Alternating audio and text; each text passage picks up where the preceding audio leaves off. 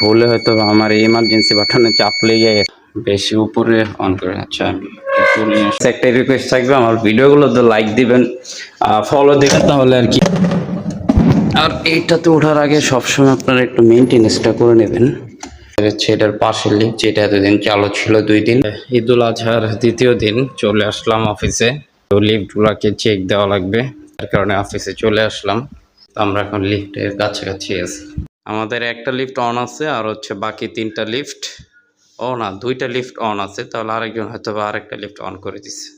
এখন যে 2টা লিফট আমাদের চালু আছে এই 2টা অফ করে দিয়ে, যে 2টা লিফট বন্ধ আছে এই 2টা লিফট এখন চালু করে দেব। তো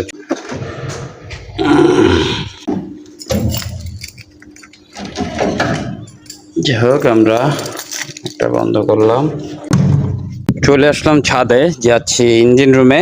এখান থেকে হচ্ছে আমাদের এই 2টা লিফট বন্ধ আছে, এই 2টা লিফট হচ্ছে অন করে দেবো, কারণ এটা উপর থেকে বন্ধ করা আছে।